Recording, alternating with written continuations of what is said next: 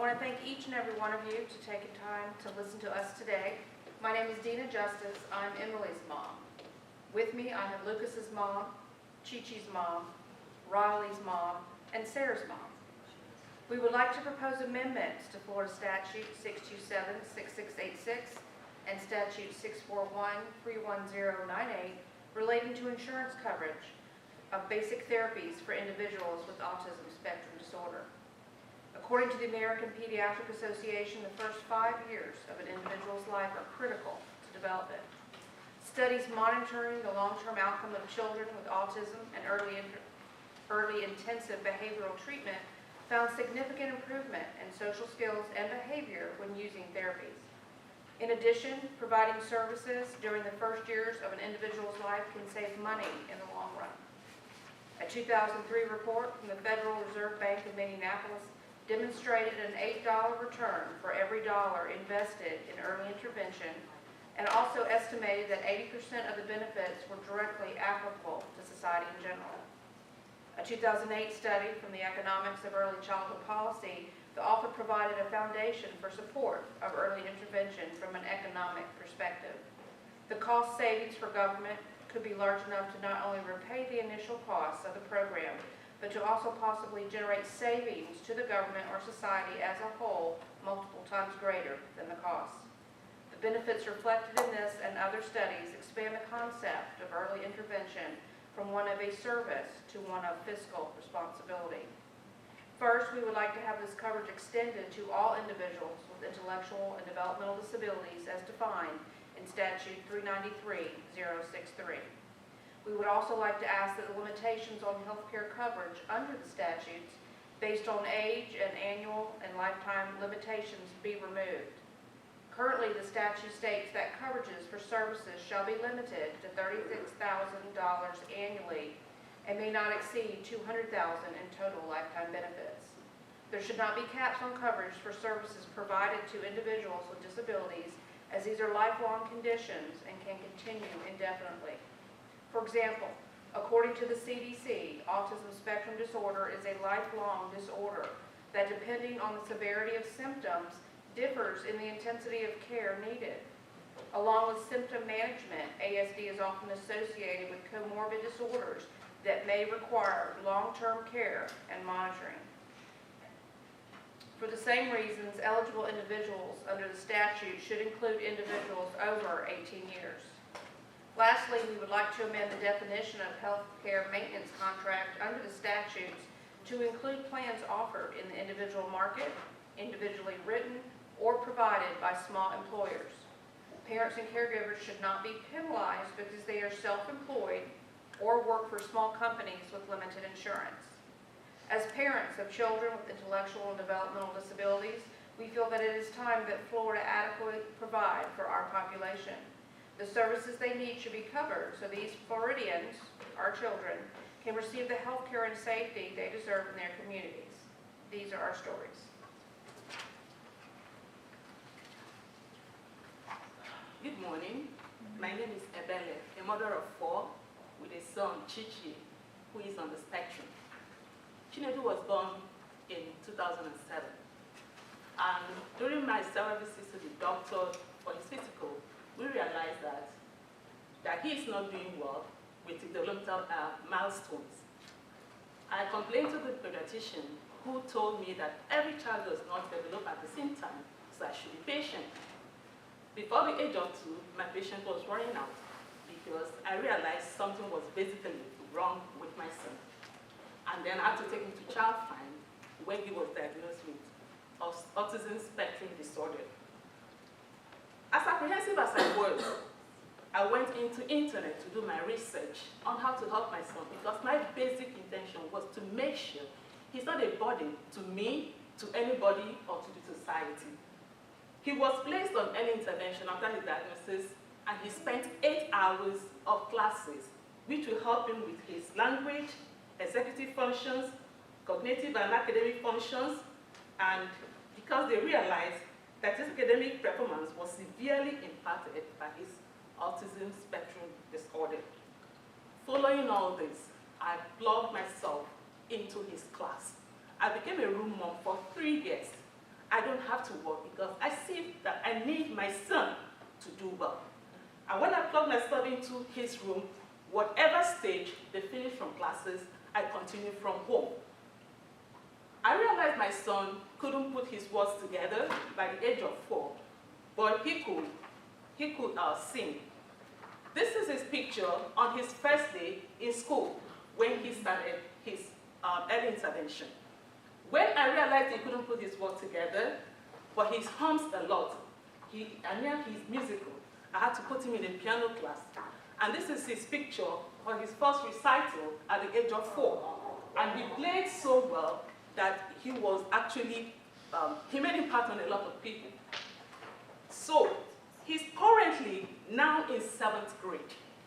And he plays 2 instruments. He plays the trumpet and he plays the piano. He won Outstanding Musician for his 6th grade, and this is my son at the age of 12. Early intervention works. Yes. If I have not done what I did, to put my life on the hold, to pour it into his life, to make sure that Chinedu is not a burden to anybody or to the society, he may not be where he is today. However, as much as he struggles in some areas, like executive function, substantial support with focusing on social weaknesses, I believe he will grow up with maturity and that he will do better in life. I am a big crusader of early intervention. Thank you. Thank you, Adele. Hi, I'm Stacy Wiesenbaugh. How are you all today? So,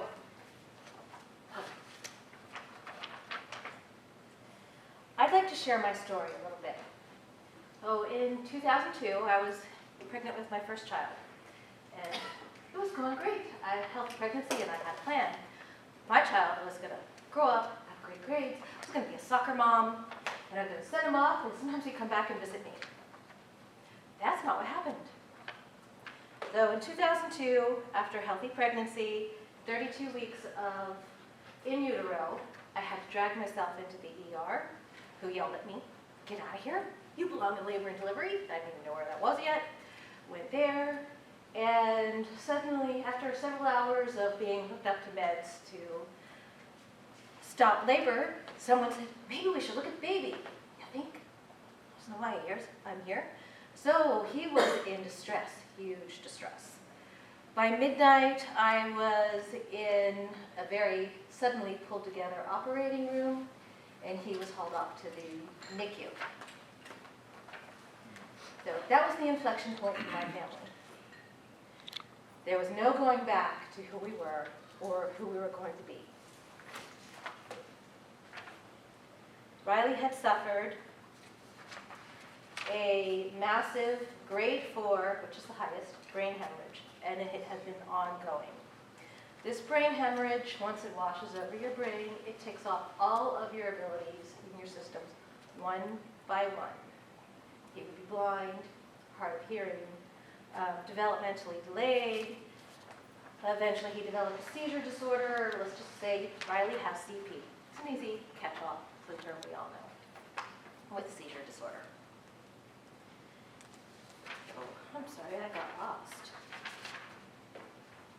2 months in the NICU, 2 surgeries, several procedures, diagnostic tests, medications, uncovered by health insurance. Well, my medical personnel may have been a little blasé. The accountants in that building, they caught everything. Not a thing was missed. So I did mean to show you Riley on his first night. At 3 a.m., you can have an emergency baptism at 3 a.m. Anyone ever have to do that? So yes, there was no going back. The NICU, you can tell how I felt. Yeah. We took home, my husband and I, a very fragile child who couldn't even be put down because of projectile vomiting, couldn't get food down him, handed him back and forth. So after that, we couldn't work, and we became regulars at all the specialists: pediatrician, ophthalmologist, neurology, neurosurgery, orthopedic, GI, pulmonologist, And let's throw in a nutritionist. And then we needed to begin the early intervention therapies because despite what had happened, we were determined Riley was going to have the brightest life he possibly could.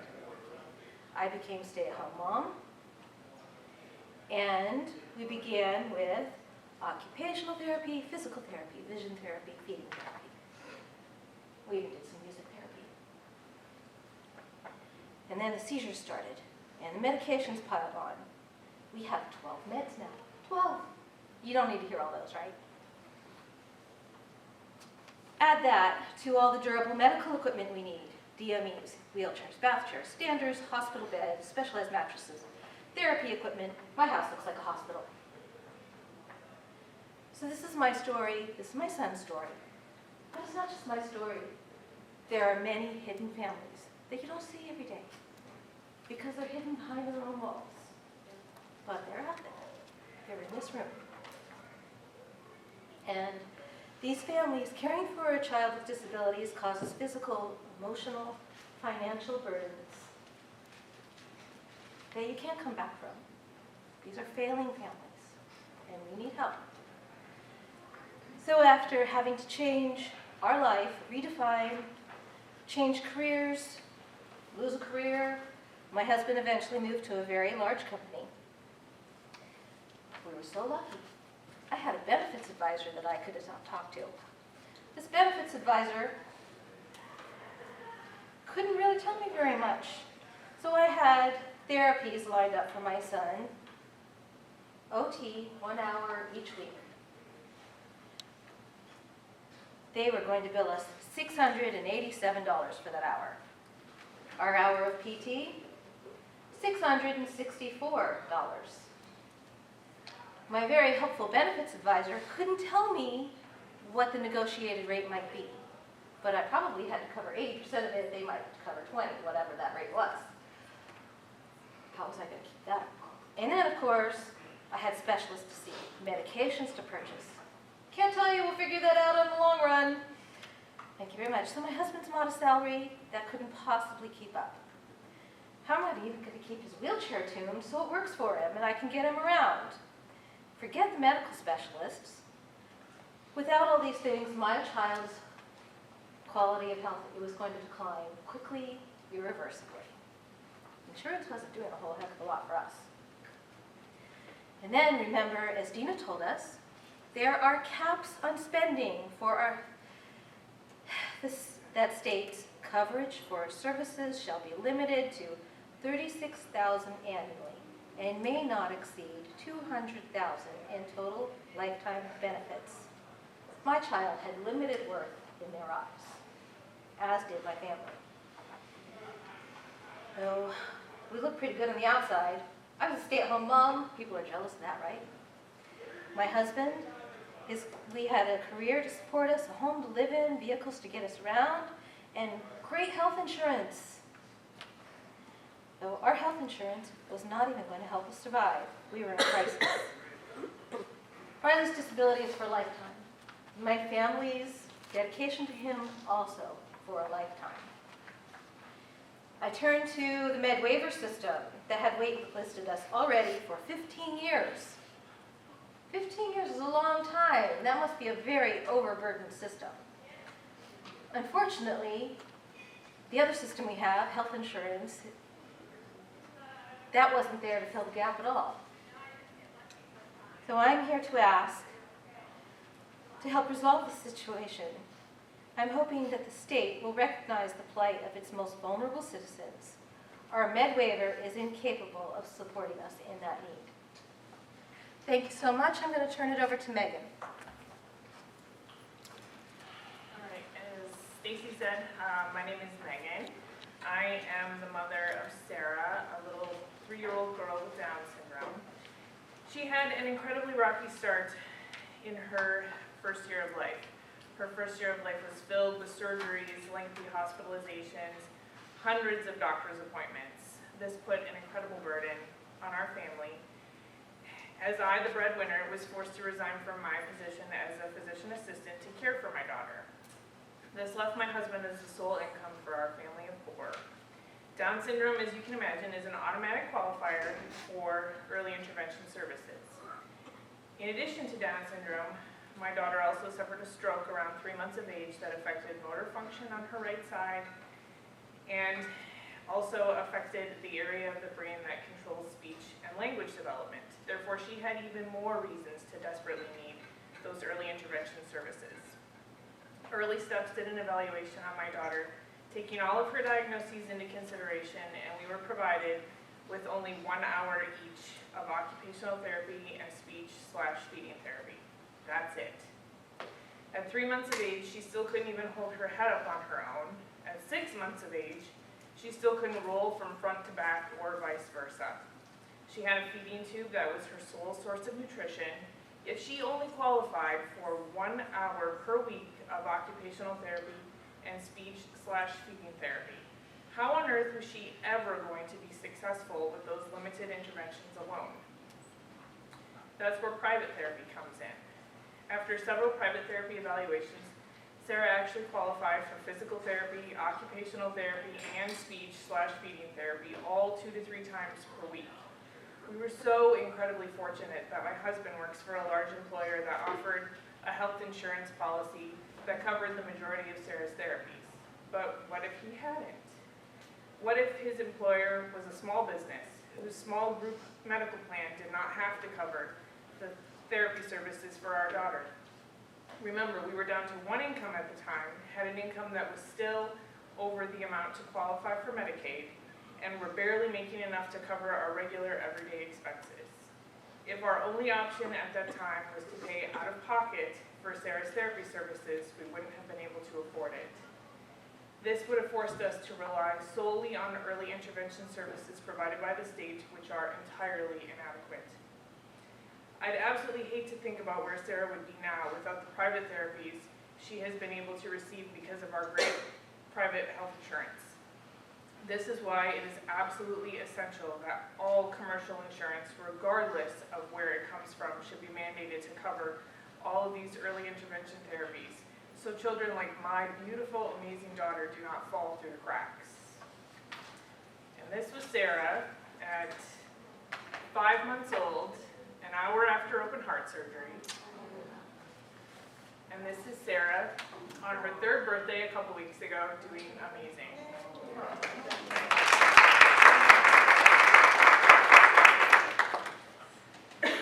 Good morning, my name is Deanna Abreu. I'm an attorney, a full-time working mom of 3 kids, 5 and under, 1 who happens to be autistic. We've just heard some very personal statements about the importance of early intervention in the lives of children with disabilities.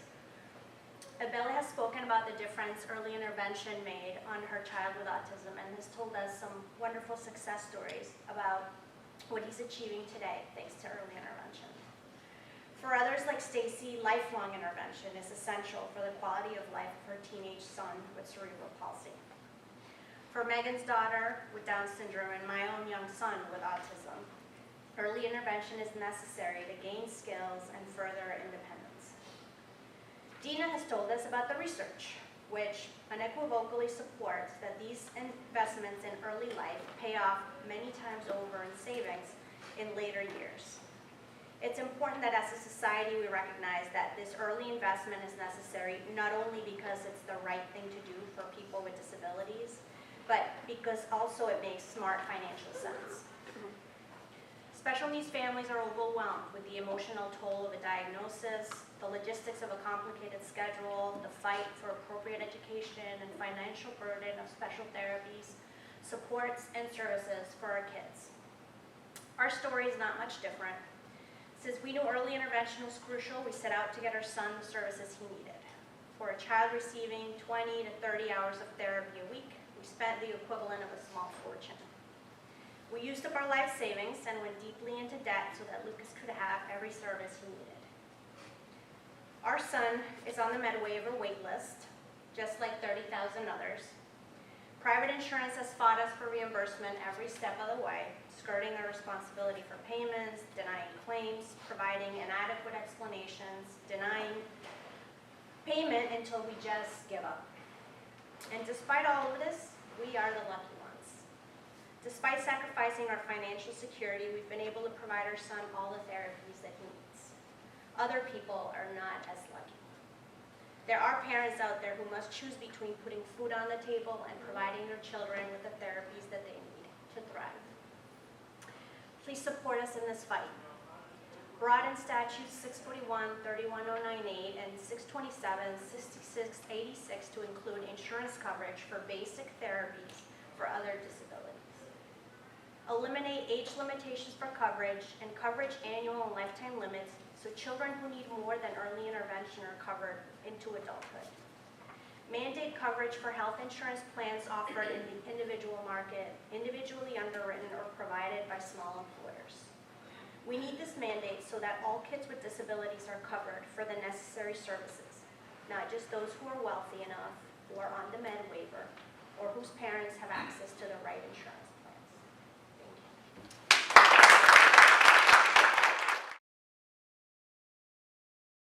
My name is Tanya Tucker, and we would like to first thank you for allowing us the opportunity to discuss community. I am the mother of a 6-year-old named Chance, who is on the spectrum and very verbal.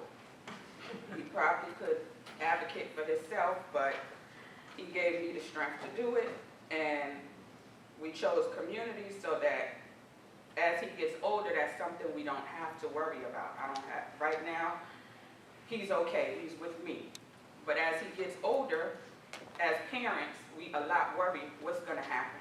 What's gonna happen with our children when they get older? We pray every day we're gonna be here to see them through. So, me and my group, we came up with the idea that we need our disabled children in our community that grow to become disabled adults to continue to be safe and taken care of, not allowing their destiny to be homeless on the streets, in jails, in hospitals for short-term stays, and receiving no care, no support, no medical services. We have a program in place for children called Child Find.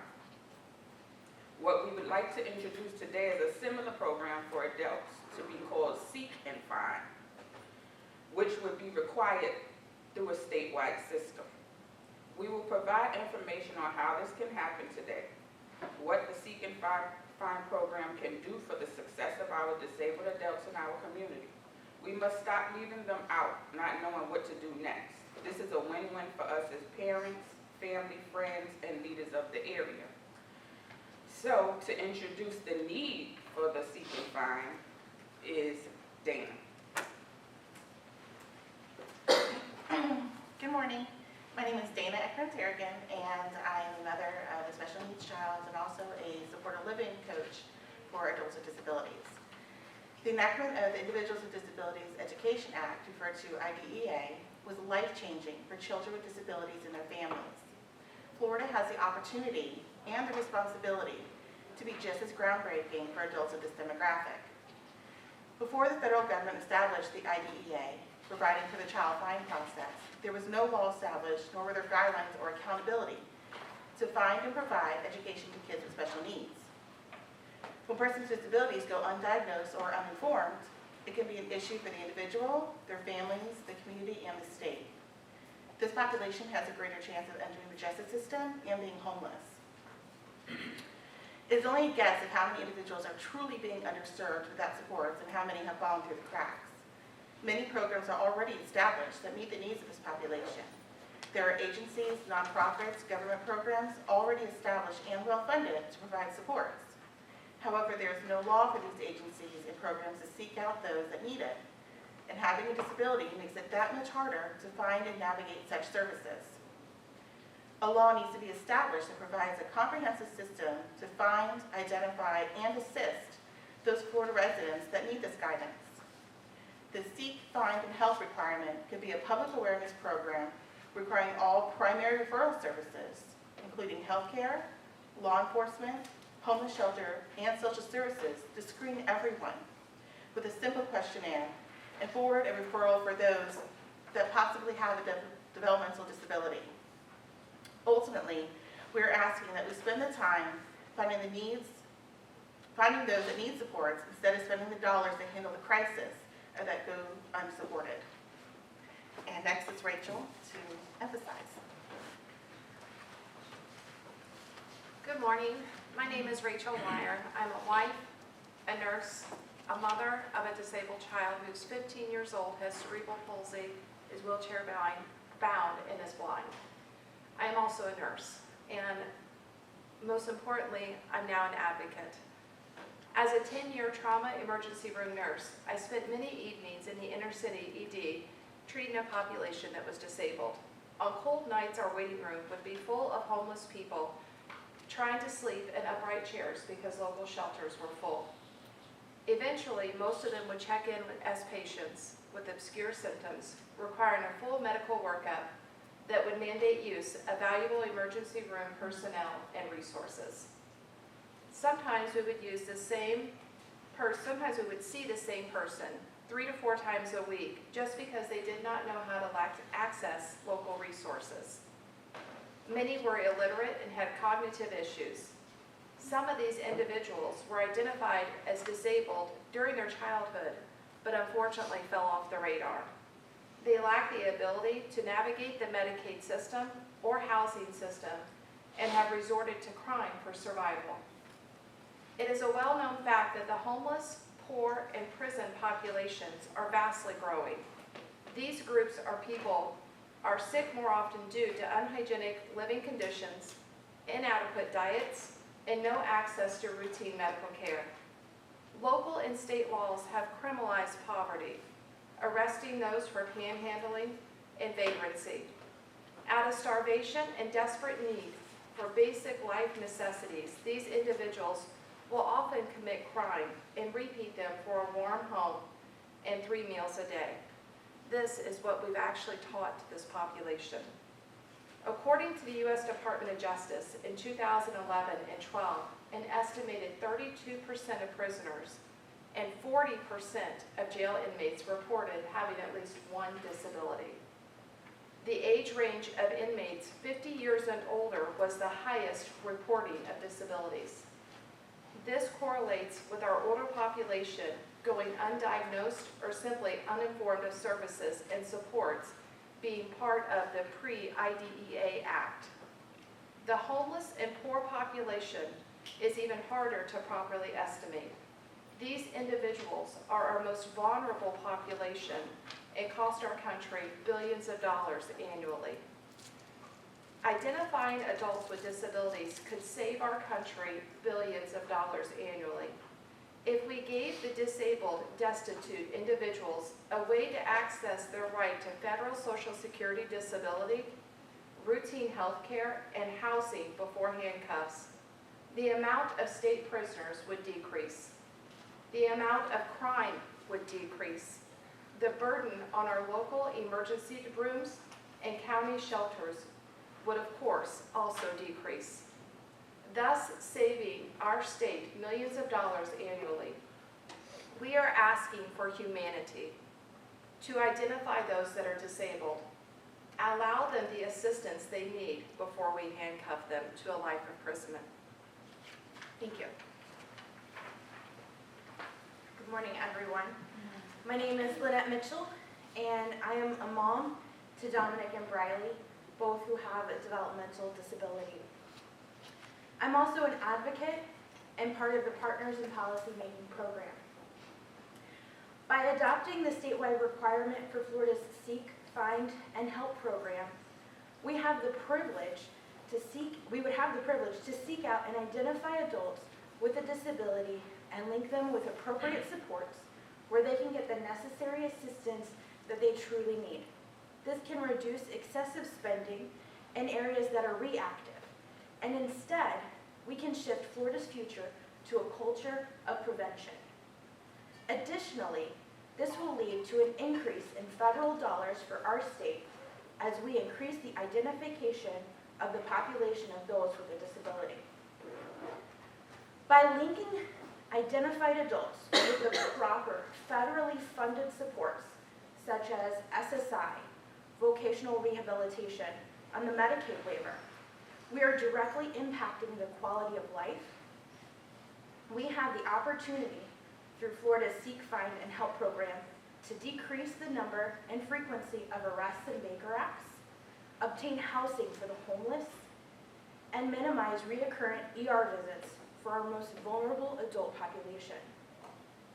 When people have the support and services they need to live in their community and contribute to society, we are greatly reducing the unnecessary strain that is otherwise put on systems that did not lead to long-term solutions and sustainability. This creates savings for Florida in a profound way. The most crucial piece of the Seek, Find, and Help program goes beyond the dollars saved and the funding sources. It's the opportunity to empower adults who have a disability in ways that will enhance their independence and allow them to find fulfillment in areas of employment and being valued members of their community. Thank you so much for your time. We greatly appreciate the opportunity to discuss with you the significance of the Seek, Find, and Help program and the impact it can have on your constituents and the state of Florida.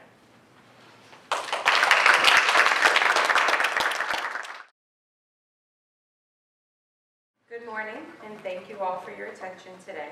My name is Caballero, and I'm a lifelong Florida resident from Key West, where I live with my husband, my daughter, and my son. My son is 6 years old, nonverbal, and on the autism spectrum. So for the last 4 years since his diagnosis, I have taken on the challenge of becoming an advocate and a voice for those who can't say the words for themselves. I'm grateful for the opportunity to join my colleagues today and share with you all a problem facing those in the disability community, and hopefully work towards a resolution. It has come to our attention that we have a serious problem in regards to adequate housing for people in the disabilities community. By adequate, we don't just mean a roof and 4 walls. We mean a home, a place within their town that allows them to make connections, have easily accessible services for their needs, quality transportation, and better employment opportunities. In the state of Florida, 22% of residents receiving housing assistance through Section 8 have a disability, a statistic provided by the Center on Disability. Typically, the housing available to residents on Section 8 must be of good quality and reasonably priced, as determined by Section 8 and their inspectors. Unfortunately, this means that the properties usually available to those using Section 8 assistance are not located in the busier areas of town where more resources may be available. The rentals are often located on the outskirts of towns where the rent is typically cheaper, but that also makes it more difficult to have their needs met, as well as makes it more dangerous due to their vulnerability and distance from those that can help. Our hope is to find a way to create more affordable housing units that are available to those receiving assistance for a disability. Hope will now share with you our research on what is available to those in need of affordable housing. Thank you. Good morning. Thank you, Jacqueline. My name is Hope Chinchak, and I'm a mother to 3 children who have additional needs. When I think of their futures, I often worry about the cost of where we live and how we will be able to secure affordable housing for them as adults. Based on research conducted in local cities and county municipalities, there are currently no incentives readily available to property owners and small developers who develop affordable housing sites. In 3 major metropolitan areas, Orange, St. John, and Miami-Dade County, we found there are no tax breaks or grants available to corporations who are building homes with special needs individuals in mind. We feel if there were incentives to entice these owners to dedicate a percentage of their housing units to persons with disabilities, it would create a better housing market for inclusion. Currently, Florida has only 22 affordable rental units for every 100 persons that are considered very low income, and there are more than 35,000 units at risk of being permanently lost to privately owned housing stock by 2030, according to the Florida Housing Coalition. We live in a state that prioritizes large-scale projects, but we have 577,000 disabled adults considered cost-burden because they spend more than 50% of their income on housing costs. Clearly, this population cannot afford and won't live in large-scale condos. We must make change now in order to protect our loved ones in the future. We would like to propose our local governments create an incentive to small builders and corporations that include a minimum percentage of their units in their apartment and condo associations for individuals with special abilities at affordable rates. An example of such an incentive would be discounted permitting rates and tax brackets. When affordable housing is accessible to persons with different abilities within the local community, it opens the doors of inclusion to all of that community. Just think of some of the absolute benefits.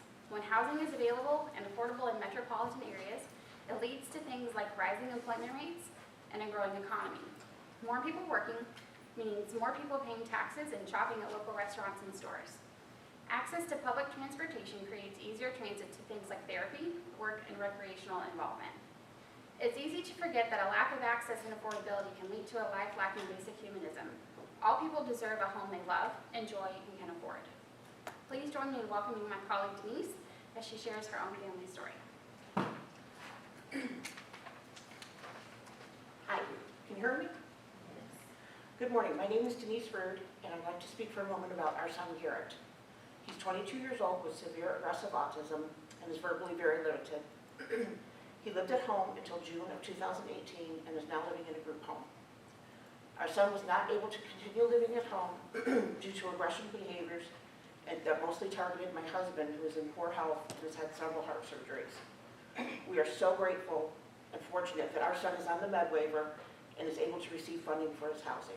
With this funding, our son's group home is able to provide the 24/7 awake staff that he requires.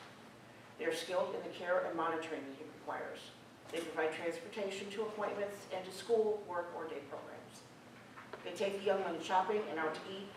They are able to go out into the community to holiday and other events in and around the local area. Every adult with different abilities needs to be able to live in a place where they can have needed services provided in their home. They desire a place where they can be out in the community working, shopping, eating, having medical appointments, and visiting with family and friends. Most importantly, they deserve to have a choice of locations in which to live and work and know that they are in a safe area. Our son has access to these waiver services and more, but what about the parents that have no options? I often think that if funding weren't available for the group home placement, where would our son be right now? Garrett is only one of 38 adults aging out of school this year. Of those, only about 15 to 20% have access to waiver funds. In Duval County alone, there are almost 100 students aging out this year. Where are these young adults from his school and all across Duval County going to live? And this is only one county in the state. The worst case scenarios are being homeless, Baker acted, and involved in the justice system. The best case may be finding the ever-elusive supported living arrangement. Maybe staying with aging parents who no longer may be able to provide the services and care that these young adults need. Maybe a few go to group homes, of which most have lengthy wait lists. After considering those with access to waiver funds, that means 50, perhaps 50, half of these adults would be entering society with no or limited access to housing, work, or any meaningful day program. This is not how we want our young people to live. These young adults desire and need to be part of their community.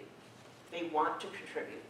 We can, we should, and we need to do better by our disabled population. I will now turn it over to Connie, who will discuss our proposal with you. Thank you. Thank you, Denise. My name is Constanza, and I'm glad to be here. Thank you for your attention. I'm the proud mother of Catalina. She is a 6-year-old autistic nonverbal child. And we have heard all the information that we put together. I'm here to tell you, we talked to developers and real estate agents, and we kind of got the feeling about what is it that is not allowing them to think about our disabled population, our disabled adults, when it comes to housing. We know that new complexes are being built, but few are affordable. Statewide, only about 6% of rentals units built from 2000 to 2015 were affordable, according to research by the University of Florida's Schindler Center. We know that from Tampa to West Palm Beach to Miami, our sunny state is flourishing with impressive transformations of neglected areas into urban and cosmopolitan mixed-use developments. Mixed-use developments blend residential, commercial, cultural, institutional, recreational or entertainment uses. Physically and functionally integrating all of these components and connecting them with a strong pedestrian access. Our disabled adults deserve to live in those areas. They will, and we can make it possible. Our plan is, we break it down in 3 specific proposals that we want to present to you. We know that we cannot end Florida's affordable housing shortage overnight, but we can support better those already in the field to be more interested in building, acquiring, and rehabilitating housing units that people with disabilities can afford. We know that developers are more likely to take initiatives to build such homes if the cost involved is less.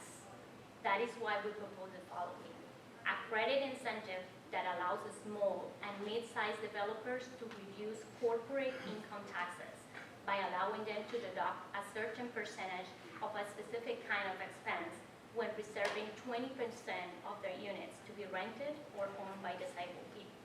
We learn by talking to developers, small and mid-sized developers that we're focusing on, that the highest costs that they have are materials, hiring a skilled labor force, and also buying equipment. We want to help them with that push if we give them a subsidy or incentive to be able to acquire the land but also purchase equipment. So these units are able for them to reserve some units for people that can rent or own disabled people.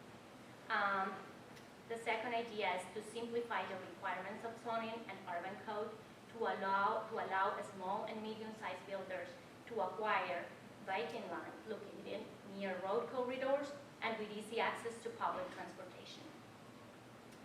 The third one, we have, in the state of Florida, we are blessed to have the Sadowski Fund, which is the State and Local Housing Trust Fund, a revenue source that it was meant to be dedicated only for affordable housing.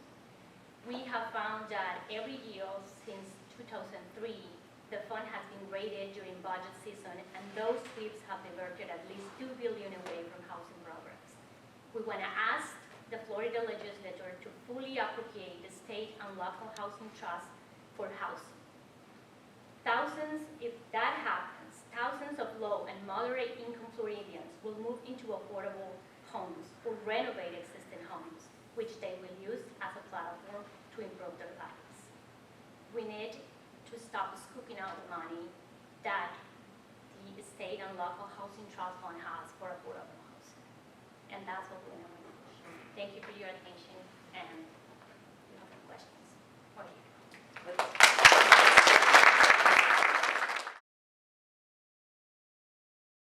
Good morning. My name is Sharon Horvath. I'm from Okaloosa County up in the Panhandle in a small town called Niceville. And it is a very nice place. I also am a mom of 6 kids, and my youngest son has Down syndrome and autism. We have been talking about employment, and one of the things that's been very important to us has been vocational rehabilitation services. And so as we've talked about it, my partners and I have been advocating for House Bill 901, which is for vocational rehabilitation services. It is now being presented in the House of Representatives. The bill mandates collaboration between vocational rehabilitation services and public and private schools to ensure that all eligible students are referred to vocational rehabilitation for pre-employment transition services, including but not limited to job exploration, work-based counseling experiences, counseling on post-secondary education, workplace readiness training, and instruction in self-advocacy as required by Workforce Innovation Opportunity Act of 2014. One would think that this is just a no-brainer, right? But we have actually noticed a disconnect between the schools actually referring students to vocational rehabilitation and we are. My son Benjamin attended our local center school, where all of the students are on IEPs, therefore eligible for vocational rehabilitation. However, he and most of his classmates were never referred to vocational rehabilitation. Now, I could say I wasn't an involved parent, but that is not the case. I actually have spent thousands of hours volunteering at Bend School. I knew the principal, everybody who was in the know at the school, so I was just never told that this was an option. And when they asked me what I expected from Ben, it was kind of downplayed to, oh, no, Ben will never get a job at McDonald's, you know. So they never referred him. They didn't think he was workforce able. I actually went to the VR counselor that services Silver Sand School and interviewed with him, and I asked him, today, how many students do you have that have been referred to you from Silver Sand School, which is the center school? He has 3. Then I contacted my friends at the school. You got to have resources, people that you know. And I found out that there are 70 students that are eligible for vocational rehabilitations currently at that school. 3 have been referred. By failing to refer students on IEPs or 504s to VR, we've created a society that depends on the government for its existence.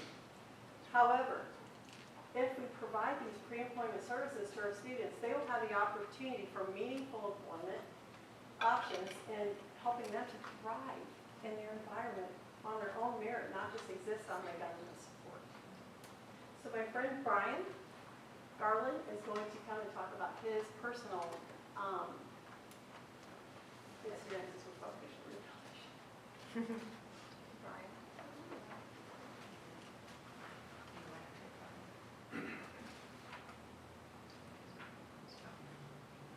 Hello, everyone. My name is Brian Garland. I am 27 years old and I have autism. College and working have always been important to me for 2 reasons. One is for the having and making friends, and the other is making money. I started my working experience in middle school by having little jobs at school, mostly working in the media center and copy room. I also did some volunteer work during the summer at a thrift store where I lived. Later in high school, I started to learn skills for jobs through the community-based training the school district offered. Although I was in the high school, no one from vocational rehabilitation VR came to any of my IEP meetings, and they were invited. When I was 19 years old, we moved to Gainesville. There, I entered a very good community-based training program that the school district was offering. My teacher, Mr. Bertrand, was awesome. He helped me work at jobs where I learned how to work in multimedia, doing printing, laminating, copying, and other computer skills. Mostly importantly, I enjoy these things. Vocational rehabilitation, VR, did come to my IEP after I graduated high school. Vocational rehabilitation, VR, did some testing on me. They purchased a computer for me and helped me take some college courses for about 2 years. Then, after talking it over with my family, I felt I was ready to work. My job I have now for the past 2.5 years I got because of the skills I learned with Mr. Bertrand. I was recommended by a friend for a job in helping a company digitalize their files.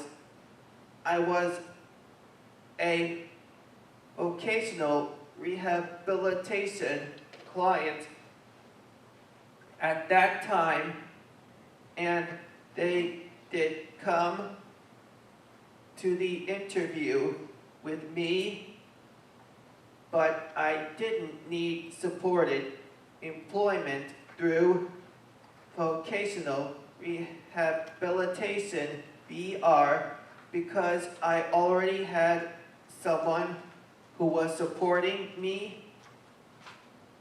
I haven't used vocational rehabilitation VR since I used my visual and regular resume by training and visual supports that I needed in order to get and keep my job.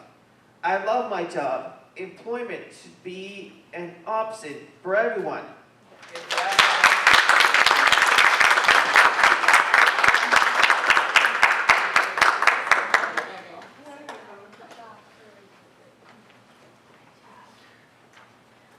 Good morning, everyone. My name is Olga Torres, and this is my son Gilberto, who has autism. He's 18 years old, and he's currently unemployed.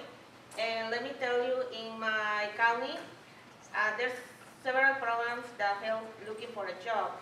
And the thing is, most of the kids with autism, they don't have the ability to talk, most of them, like my son. But you don't have to let the people just labeling like my son, because he has no ability to talk, but he has the ability to work. And as you can see on the picture here, my husband is a construction painter, and my son is helping, covering the windows he was going to paint. So the fact that he is silent doesn't mean that he cannot do it. So I know with the right support, he could have a more independent life and be useful taxpayer for citizens, a taxpayer citizen for his community and the United States of America. There's still a long road to work with the legislators and the private sector to bring awareness of the benefits of having people with disabilities like my son. Some numbers can describe this scenario. According to the Bureau of Labor Statistics at national level, 90.1% of people with disabilities are employed, and compared to 65.9% of general population.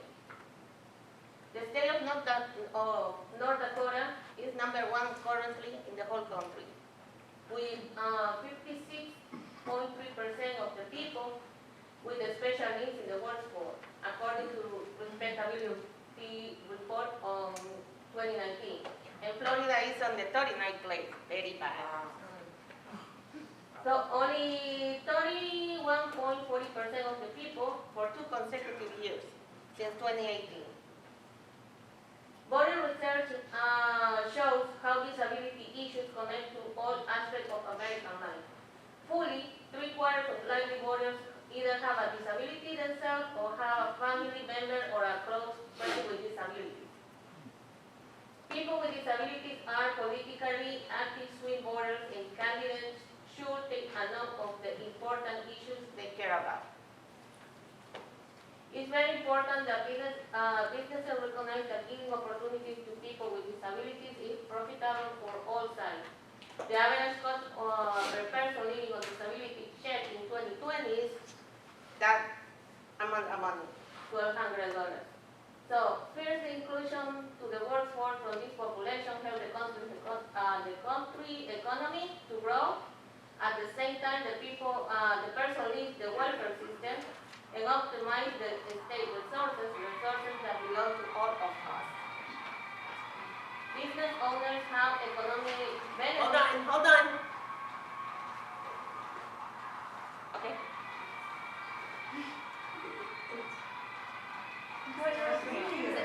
Huh? I said you got your own team just now. There you go. Okay. Oh, wait. So business owners can have benefits like customized employment, where the individual employee are identified. We suggest this process to start at an early age, like 14 years old. And so far, right now, my son is 18 and VR has never come yet. With the extension and participation of VR on each IEP meeting in the school system, people with disabilities deserve the opportunity to earn an income and achieve independence just like anyone else. Good morning, my name is Michelle Seltzer. I'm the parent of 2 children with disabilities. Graduating from high school is a rite of passage into adulthood. As graduation approaches, students apply to college, enlist in the military, and many of them find jobs. And they look forward to increasing independence. For many students with disabilities, they feel left out of the joy and the growth of this important moment in their lives because they don't have plans like their peers. They don't anticipate increasing independence, and in fact, the opposite might occur. Graduates may find themselves at home without purposeful activity at the very moment in their lives that they most want to contribute more to others and the community and to establish their sense of adding value. Instead, they may feel they are a burden and a responsibility for other people, often people they care about, and it can cause guilt and shame. Though the support is appreciated, few, if any, of these young adults consider themselves fortunate to be able to stay home unburdened by responsibility while receiving support to live through taxpayer-funded government programs. And that is why the members of our group of individuals and families of people with disabilities agree that we support the expansion of vocational rehabilitation services to high school students with disabilities. VR provides people with disabilities with guidance, expertise, resources, and support that they need to establish successful employment opportunities that they are unlikely to accomplish on their own. However, the VR program has been inefficient and underutilized, depriving people with disabilities of the dignity of employment. We are pleased that HB 901, an act relating to vocational rehabilitation services, was recently introduced and passed unanimously in the Education Subcommittee and with the support of the Florida Department of Education, a key stakeholder who considered the bill important enough to send a representative in person to the subcommittee vote. HB 901 solves many of the inefficiencies of this program, which is well-funded. Among other objectives, HB 901 would require the Division of Vocational Rehabilitation to provide pre-employment transition services to certain potentially eligible persons, including students with disabilities. HB 901 also increases accountability by requiring the division to submit a plan for compliance and implementation, which is tied to funding, as well as an annual performance report to the Governor, Senate, and House of Representatives each year. It not only establishes clear and demonstrable criteria for evidence of individual benefit in terms of employment, but it also establishes the requirement for clear and convincing evidence before excluding a potentially eligible individual from receiving services. It further establishes expedient timelines at which to implement a plan for services once eligibility is determined. HB 901 includes key stakeholders by making eligible individuals an integral part of the VR process and by requiring the division to cooperate with the Department of Education, among others, to provide VR and pre-employment transition services. Thank you.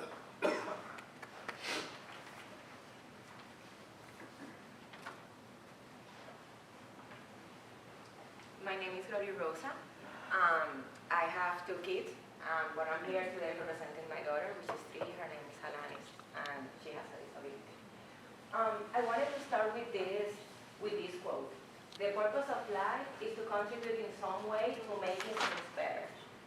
agree with this statement?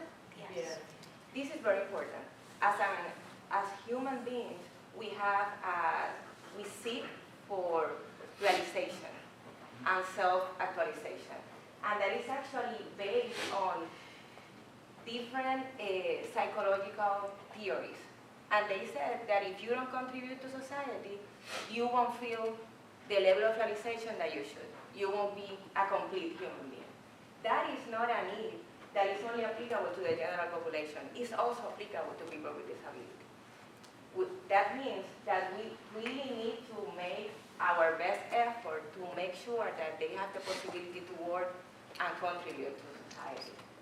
Vocational rehabilitation is built on the concept to honor students' disability by focusing on their skills and their needs and their wants. And that's a beautiful concept. They work on their preference and they help them to plan ahead. But history has taught us that even if we have a law and we have already an organization that is dedicated to that, if we don't train all the professionals involved to make sure that implementation is effective, it's not going to work. In this case, we're talking about teachers, we're talking about therapists, but also talking about family members and parents. Teachers, they need to be trained to understand and believe in the process. It's not just going to the training. It's believing that every people with a disability has the option to go to work if they want to. Teachers should be educated to understand the unique contributions these students bring to employers and society. They need to believe that employment is truly an option for students of all kinds of disabilities. We have seen, like, if you are high functioning and you can speak and you understand perfectly well, then you can go to work. But that's not the point of vocational rehabilitation, and that is not the purpose of the bill. It's to give the opportunity to work to everybody, regardless of the level of disability. Family and friends, therapists, teachers, they need to share their perspective. It's no longer about the traditional tools that we used to work with. You don't go to an interview the same way. You don't provide the same resume. There are different tools, and we need to be able to use them and be educated about them to get the full benefit of this bill and this law when it becomes a law. Most teachers, most therapists, even us as families, if we didn't come to a training like this, we wouldn't know of all the tools vocational rehabilitation has to offer. Customized employment, when they meet the needs of both the employer and the student or future employee. The visual resume, the way that you can portray your skills and abilities with pictures and videos, so it's better for them to understand your capabilities. The discovery profile, the person-centered planning, the ability to work with the schedule, with the physical environment, with the transportation, with the social aspect, to make sure that this is a successful experience for our kids. Giving a teenager with a disability the tools they need to become successful in life is the best gift we could offer to them. Please support Bill 901. And now Rachel will continue with the presentation. Thank you, Gloria. Thank you, everyone. And I appreciate your undivided attention. My name is Rachel Razashvili. Don't try to pronounce my name. I am a mother.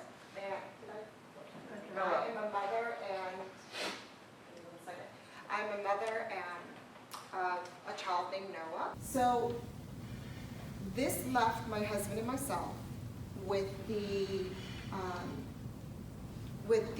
dilemma having to be creative and trying to figure out what we can offer him outside the home. You know, he wants to work out there because he wants to feel productive. He wants to feel a greater sense of self-reliance, which is what we all want.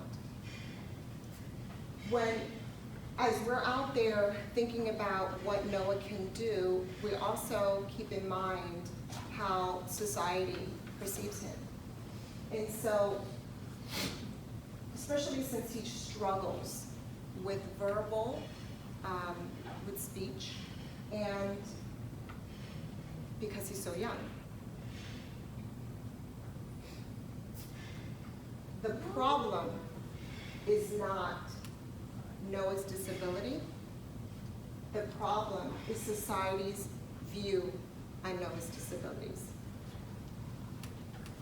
Thankfully, when Noah turns 14, along with the students with disabilities, they have access to this division of vocational rehab in which their primary goal is to plan and prepare a career path when they graduate or exit the school system. Their mission is to help people with disabilities find and maintain employment and enhance their independence. You've heard my partner Brian's testimony and how he had to get guidance and support elsewhere. VR was involved, but they didn't, what they contributed wasn't what their mission states. So he had to go elsewhere. So VR ultimately failed him. They must change their process. Let me give you one example, as some of my peers have given you examples. VR currently relies on the educator to refer students, but many educators, as we mentioned, are unfamiliar with the program. And VR only refers a selective few. That is very vital, and that's why we're reiterating it, because they determined from their perspective who's worthy of being referred, and that has to stop. Which leaves a greater amount of our students unaware, unprepared for a career path, for exiting the school system. Today, 1 out of every 4 Americans with disability has a full-time job. 1 out of every 4. This is why we are advocating on behalf of Bill, House Bill 901. This bill mandates collaboration between VR and the public school system to ensure that all students, not just a selected few, be referred for pre-employment transition services. It also keeps them accountable because they were supposedly doing all this, but they weren't being held accountable. So now they have to submit a plan of compliance, implementation, and performance report to the governor, Senate, and the House by December of each year. With these mandates in place, the Department of Vocational Rehab and the school system will better prepare students with disabilities to be productive, empowered, tax-paying citizens contributing to society. So when students like Noah turn 14, they will have the guidance and support they need in place to get there. So please support Bill 901.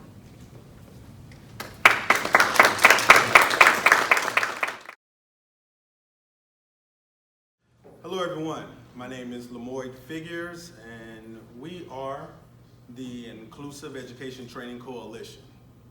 And we would like to first thank you for your time and for your attention today. And we briefly would like to discuss the inclusive education training needs of our teachers here in the state of Florida. As some of you all know, as recent as December 10th, 2019, there was an article in Sun Sentinel titled "Violent Kids Take Over Florida's Classrooms and They Have the Law on Their Side." This article gained lots of traction via social media and other advocacy groups in the area.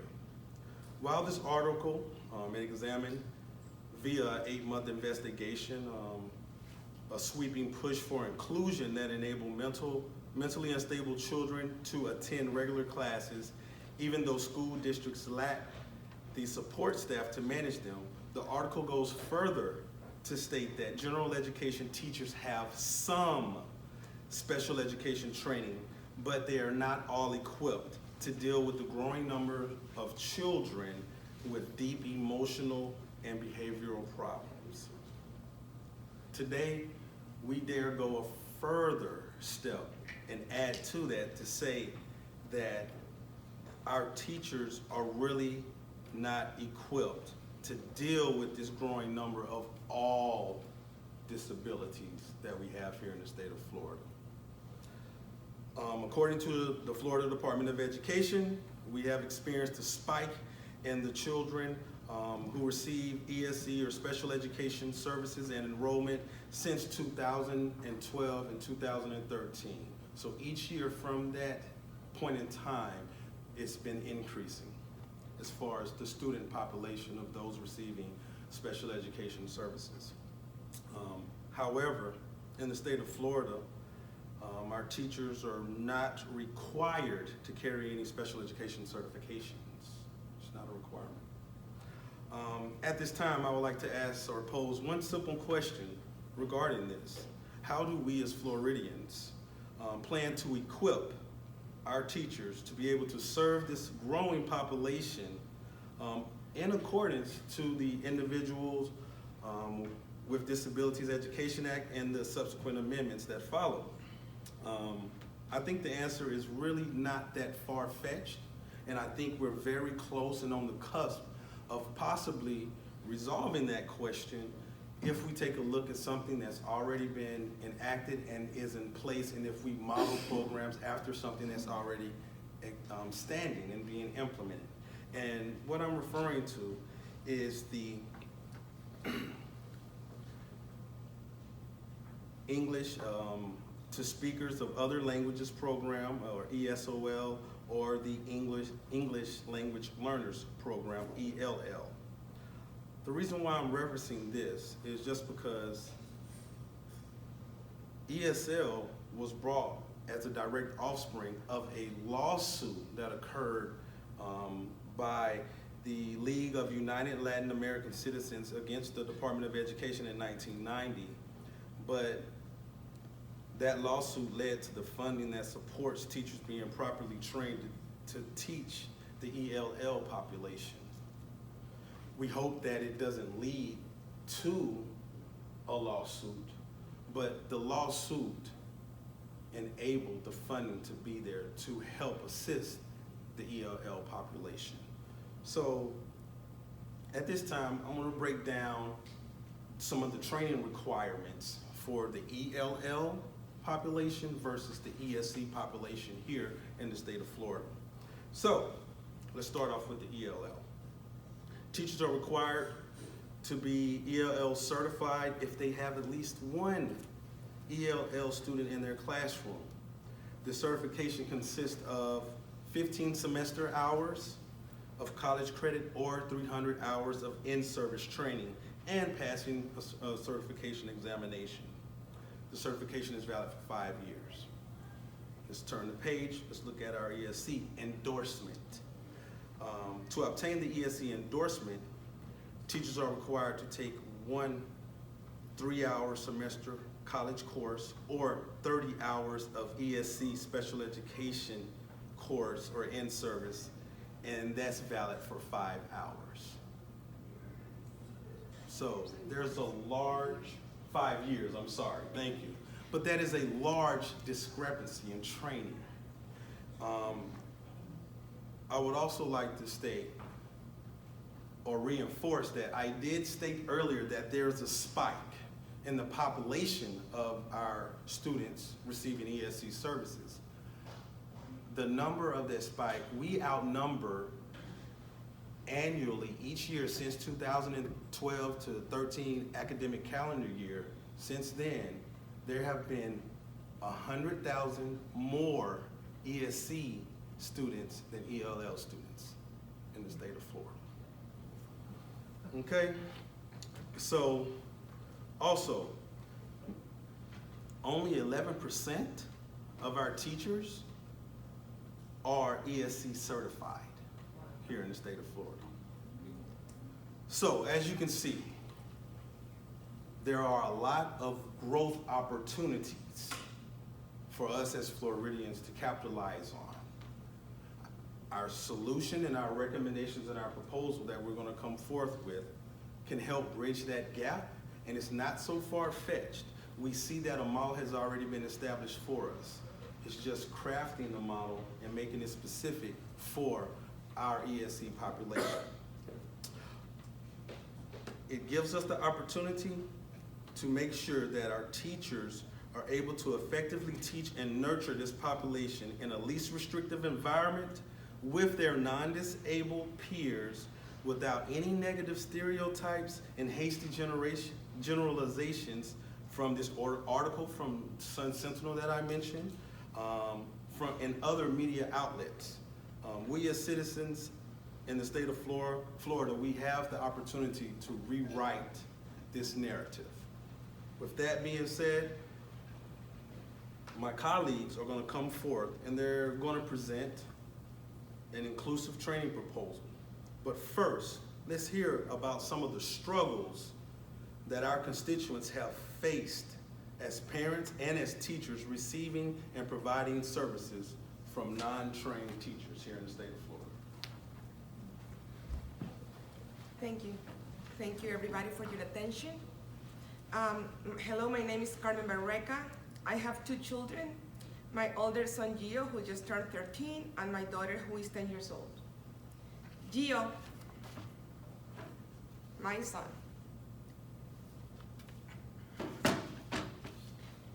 he was diagnosed with autism spectrum disorders and ADHD on September 2009.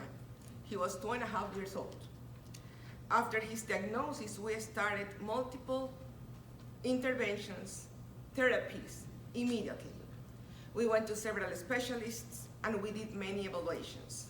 We knew for sure 3 things that were very important. Gio is smart, he learns from repetition, and he's able to copy behaviors from others. After lots of research, many hours through the internet, we decided to move to Orlando, Florida in December 2011. We moved from New York because New York is, by culture, self-contained classroom when you have an autism diagnosis. With sunny weather, autism supports nearby, like UCF CARD or ASCO, the Autism Society of Greater Orlando. Public school with small classrooms, it seemed that inclusive education was possible. During his elementary school years, some of his general education teachers were trained in special education, and his classrooms were 18 children maximum. The school had a behavioral specialist that was developing the best strategies to help Gio in his learning. Gio was an included child in a general education classroom with an IEP. But the most of the time, we needed to educate the teachers and the school personnel about my son's condition. We have spent hours on each one of his IEPs, advocating ourselves and hiring advocates, asking things from the school system according to the law, from the teachers demanding the individualized education and the respect that my child deserves.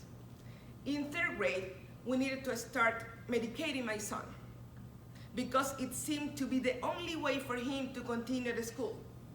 His teacher said that the public school was not the proper setting for my son because he was not typical, that we needed to look for a school according to his challenges. In spite of that, my son's grades were very good. We supported him at home to complete homework or to reteach lessons.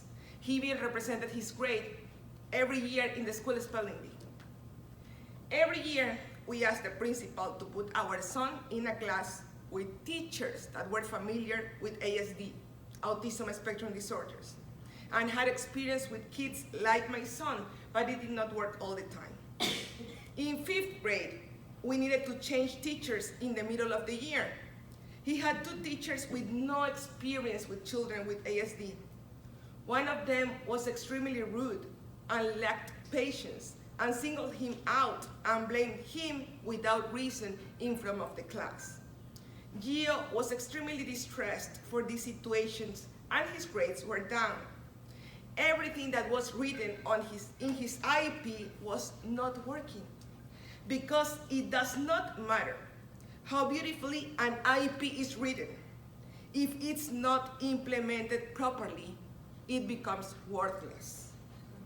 After long discussions with the principal, he was changed to a different class, to another class in the same school, another general education class, with 2 teachers, trained and with experience working with children with ASD. And what a change. They knew how to work with him, they encouraged him, they value his strengths, and worked to compensate his weaknesses. He did very well in that class. That must have been his class since day 1. Then it came the big transition to middle school. Everything seemed to be working good on paper, but everything changed. 7 teachers, big school.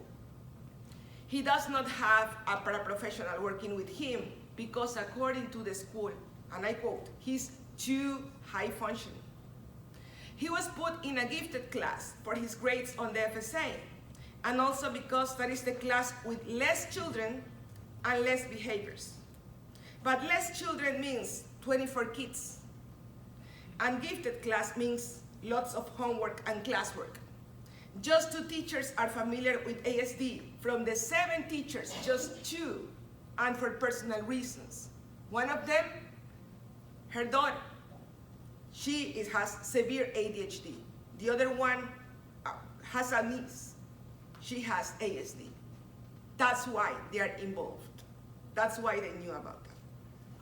We have been explaining to all the teachers the unique challenges of my son, but the communication in middle school is much harder.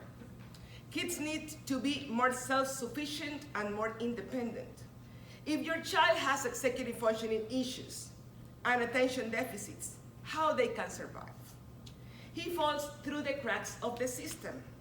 He's a child with a high IQ, smart, very tech-savvy, with a great vocabulary, but struggles with time management, with written expression, fluid conversation, eye contact. His voice is low. His self-confidence has been diminished. He has his quirks, but he's sweet, intelligent, generous, and with a great sense of humor. We want for him to be happy and to fulfill their dreams and reach their maximum potential. We do not put limits. Autism is not an excuse for my son. It gives him advantages as his great memory, attention to detail, research capabilities, his impressive focus on the things that he likes, on the topics that are important for him, but also comes with weaknesses. Executive functioning issues, time management, planning, staying organized, sequencing information, and self-regulating emotions. He pays attention to minor details, but has trouble seeing how these details fit into the bigger picture. Because of his poor executive functioning skills, teachers mistake him for being disorganized, lazy, incompetent, sloppy, or just plain not very bright. Because of his poor eye contact, low voice tone, and problems with social interaction, teachers mistake him for being rude. How can we know as parents what is happening inside the class? That is why it's so important for general education teachers to be properly trained in special education, including autism spectrum disorders. The teacher needs to believe in the child. They need to be aware of his unique challenges and find ways to connect with him. They need to have the will to teach, not for the paycheck, but from the heart, because they are convinced that a change is possible, that they can improve. That is the only way to achieve the right and individualized education for every child in the classroom.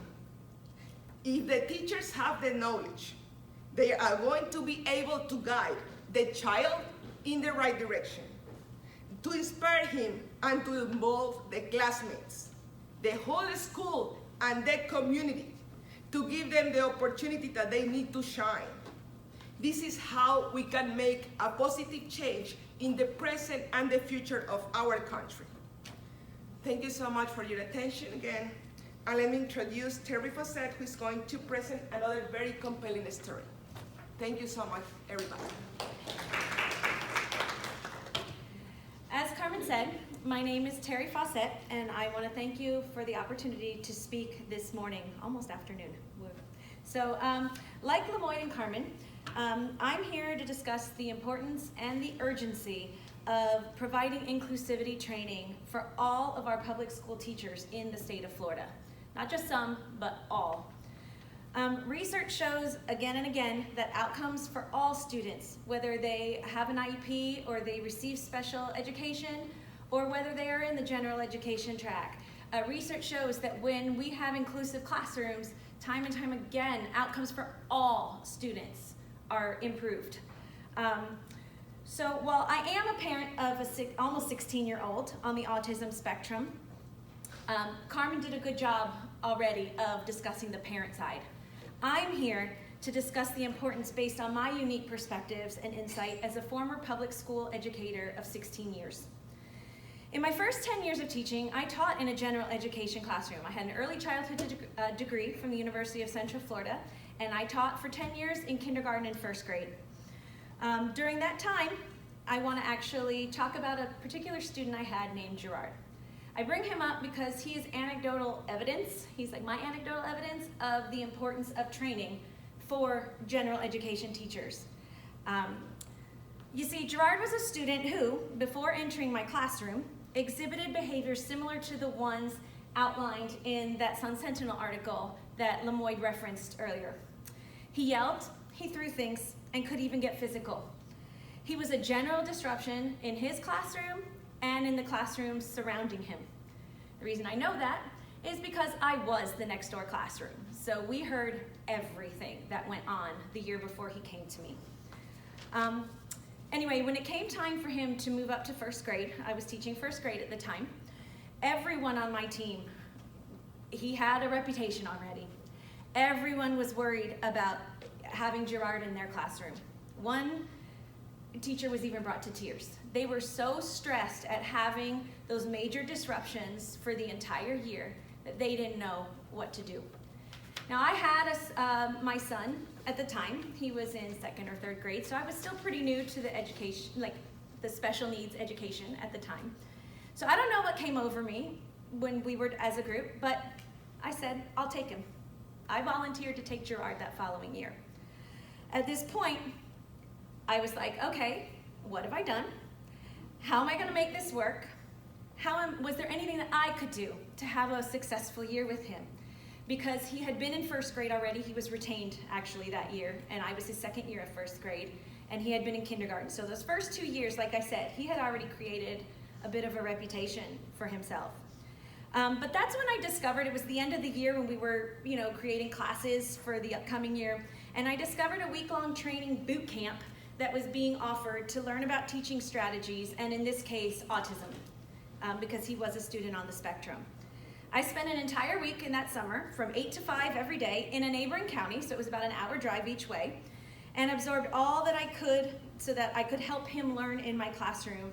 And then I spent the rest of the summer getting ready for him, making the visuals, doing all those things that we learn about that are helpful for our students. And while he has autism, these are things that benefit all students. So while I'm talking about autism, I want you to understand that this benefits everyone.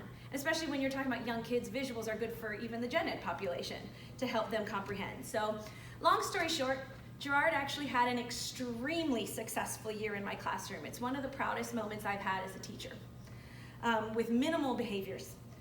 I did not want, and I told the staff, I said, I don't want a one-on-one unless we see it's necessary. I felt that he could learn, and we ended up having a one-on-one for 30 minutes a day when we were in centers.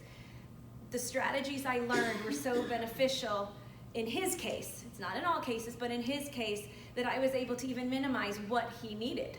Because as a teacher, as a gen ed teacher, I had the strategies that could be used. They were tools in my toolbox that I could use. I know that his success would not have been the case without that training I received over the summer. Now, one might attribute it to maturity. He's a year older, he's coming into your classroom, but I can attest to you that the rest of his elementary school years were not as successful. He was with teachers who did not have the proper training, and as much as I tried to help them with strategies that would help, it wasn't the same as getting that training hands-on yourself. So because of my experience with Gerard, and as well as working up with my son William, I went back to school to earn my master's degree in exceptional student education, which I earned in 2016. When I went back to school, at the same time, I was asked to take over my school's ESE, special needs pre-K program, which I did for the next 6 years. So that was my last 6 years of teaching. As I continued my education through UCF, again, getting more training, more information, more tools in my toolbox, I found that my abilities as an educator to students with special needs continued to grow. Again, it's the training. the training I received in school, but still, nonetheless, training. And on top of that, in that program, so I'm gonna go now to, while I'm a special education teacher, the experience I had with my students who, in my program, I've taught over 100 kids in the pre-K program. All of my students pretty much went into an inclusive kindergarten setting. So I saw what happened to my students when they were placed in an inclusive setting with teachers who were not trained in exceptional student education. And this was pretty much almost always the case. Year after year, I watched students go from successful in my room to struggling and behaviorally challenged in the inclusive setting, even with experienced teachers. These were not brand new teachers. They just did not have the tools to teach the way they needed, the way these kids needed them to teach. I lost track of how many teachers came up to me and said, "How did you work with so-and-so?" Or "This student can't do this," or "This student can't do that," when they were capable of those things in my classroom.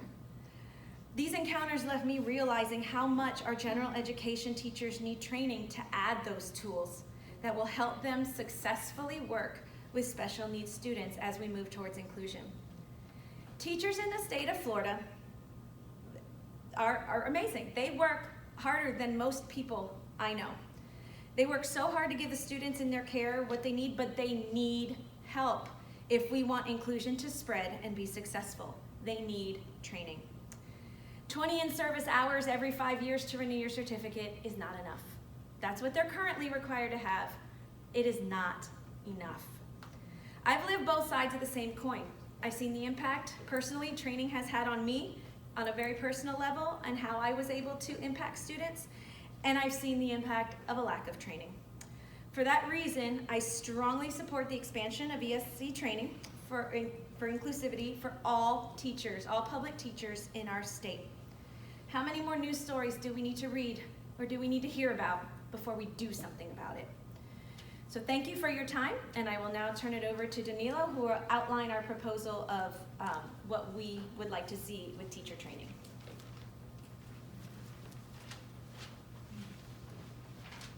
Thank you, Terry. My name is Danilo Gutierrez.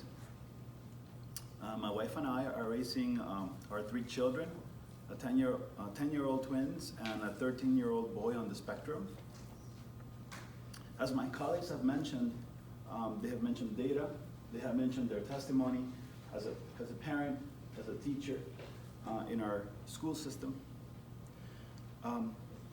Based on our group's research on the Department of Education site, the population of English language learners, ELL students, in the 2017-2018 school year was about 280,000 students.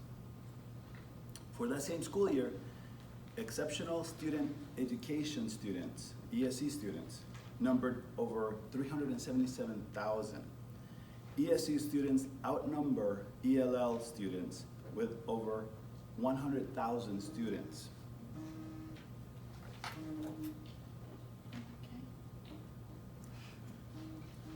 We know ESE students are an ever-increasing and important population in our schools with high degree of complexity and variety of needs. Our group recommends general education teachers receive at least an equivalent amount of training in special education for our ESE population as they now receive for ELL students. Currently, general education teachers receive 15 college semester hours of training or 300 in-service hours in training as a minimum. It is statewide training. It is paid by the district for in-service hours. The training can be structured like current ESOL training to include broad learning areas such as behavior management or applied behavior analysis, where teachers learn de-escalation strategies, zones of regulation, and other strategies to help in classroom management and behavior management, individual behavior management. The area of communication can also be stressed to learn about visual schedules that can help our children manage through their day. assistive technology that will help them learn all that is being taught to them in the classroom, differentiated instruction such as multisensory teaching strategies that will allow them to absorb, to learn what is being taught, social skills instruction, and inclusive co-teaching strategies are other examples of broad areas that could be part of the curriculum for ESC. This can have a huge impact on the lives of many of our ESC students. So what if we continue to do what we are doing? What if we continue to do the minimum, the bare minimum? The consequences of lacking adequate ESC training for our general education teachers will result in continued increased behavior problems, communication problems, and academic failure, including reading failure. There are high costs associated with these persistent systemic problems and failures. Our teachers and our children deserve better. We deserve to prepare our teachers to be successful implementers of inclusive education. Every ESC child, every child in a classroom deserves a teacher better prepared to teach. We are willing to discuss what it will take to implement this training as a statewide initiative. Thank you for your time and attention.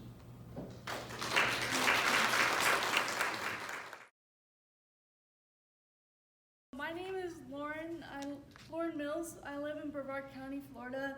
I have cerebral palsy. It's a group of disorders that affect posture, muscle tone, and movement. As a result of my disability, I can't drive. Disabled people like me are left with paratransit, which is a curb-to-curb service accessed through trip-by-trip reservation. Like, when I book a ride with them, it has to be 24 hours in advance and set for a specific time. We're expected to be out there within 5 minutes of our appointment, otherwise they'll leave. But on the other hand, you have to be, they can arrive 30 minutes before or after your appointment and still be on time. But, that's what it says on the website, but it can be a lot longer than that because they have to pick up other people. This makes it impossible to do things on the fly. If I want to go to a movie and then go out to eat afterwards, you have to think about how long it might take me to eat. Or even in this class, if I was to get transportation, sometimes we go over our original time, so it's hard to plan things out when it's like that. I'm sorry.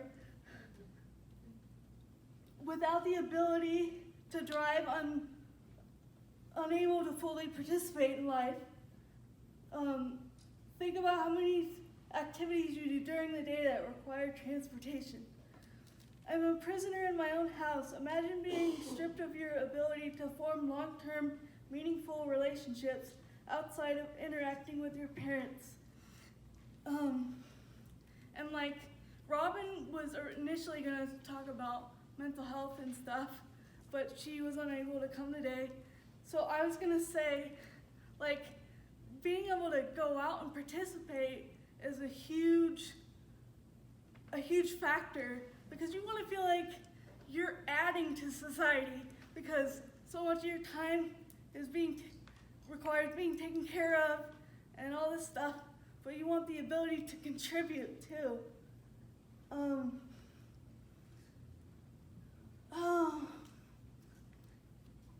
And you also want to be able to have recreational activities besides, sitting on your couch at home. You're not participating, you're not employed,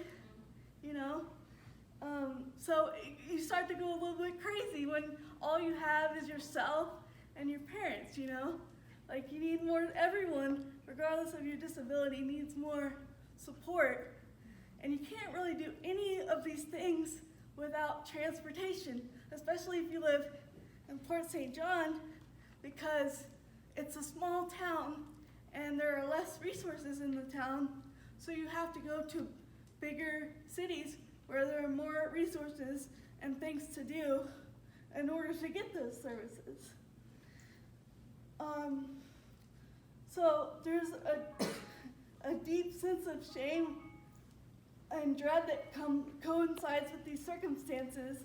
Like, when people are talking to me and they're asking what I'm doing with my life, I don't want to have to say, well, today I sat in front of the TV and watched Netflix, you know? I want to do something meaningful, and you don't want to just say you're doing nothing with your life, you know? You want to feel like you're contributing, and it's embarrassing not to have that, you know?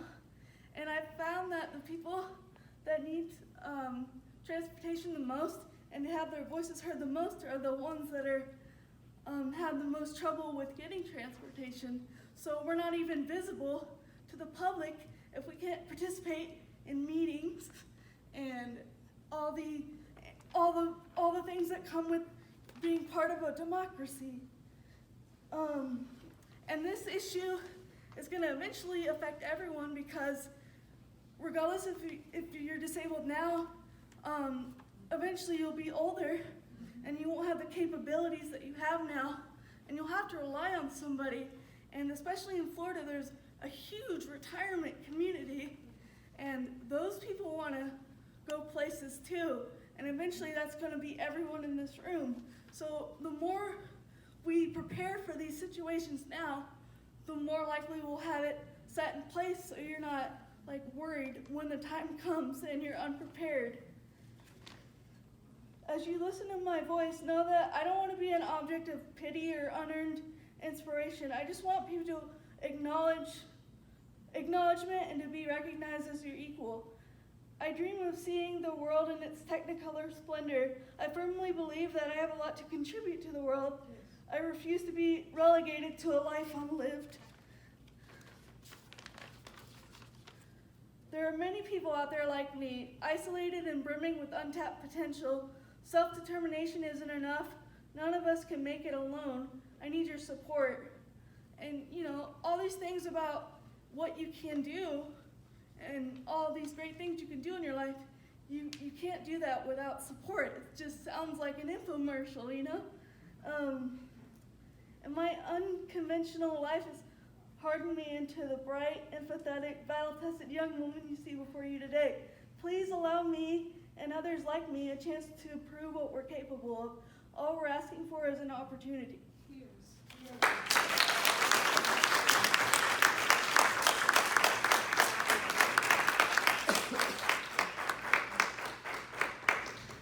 Again, thank you for your attention.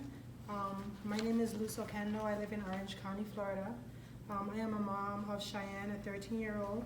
She was born with a genetic disorder, and as a result have left her physically and intellectually disabled, and she requires adaptive transportation. Many parents like myself prepare for the day when our children will become independent by teaching them how to drive and how to safely use public transportation. And with this day and age, how to safely utilize ride shares. While because of my daughter's significant disabilities, she may not be able to drive in the future, my expectations is still like any other parents that she will live a full and independent life contributing to society. I fear for her future because like Lauren, she will probably use the paratransit system, and this will probably more than likely be her mode of transportation. Now, as spoken by Lauren, this system is not reliable because of the time constraints. In turn, disabled people cannot carry out their day-to-day tasks independently. This is also my fear for my daughter. Imagine that this is your only means of transportation, especially in Florida's most rural areas. How would this impact your life financially and socially? Most of us able bodies, we don't think about this because we can easily jump in our cars and drive. But for people like Lauren and in the near future my daughter, it will impede their independence drastically. Today, we're asking for a 20% increase in funding to the Commission for Transportation Disadvantage for the expansion and the development of additional pilot programs like Advantage Ride. Advantage Ride is a pilot program funded by the state of Florida, and it's administered by the Commission for the Transportation Disadvantage. This program provides free transportation services to persons with intellectual or developmental disabilities that receive waiver support services or are on the waiting list for services from the Agency for Persons with Disabilities in Hillsborough, Manatee, and Pinellas County. So what we're asking is to expand this program in all counties here in Florida. This program is done utilizing an adaptive transportation network company, much similar to ride shares like Uber and Lyft, with the additional provisions of guaranteeing safe and reliable transportation to disabled people. The program may book rides originating in the counties, in these counties, to travel within this footprint for any purposes other than the trips that are already covered by their waiver program or ADA complementary paratransit rides, which Lauren spoke about. So basically this program, it complements the programs that are already existing. Expanding this program throughout the state of Florida will give disabled people like Lauren and my daughter a chance to live out their dreams without the transportation roadblocks that have been plaguing disabled people for ages, by closing the gap for the transportation disadvantaged. The times are changing, and we're in an era of innovation and advancement. We cannot leave individuals with disabilities behind. As stated by Congress, disability is a natural part of the human experience and in no way diminishes the right of individuals to participate in or contribute to society.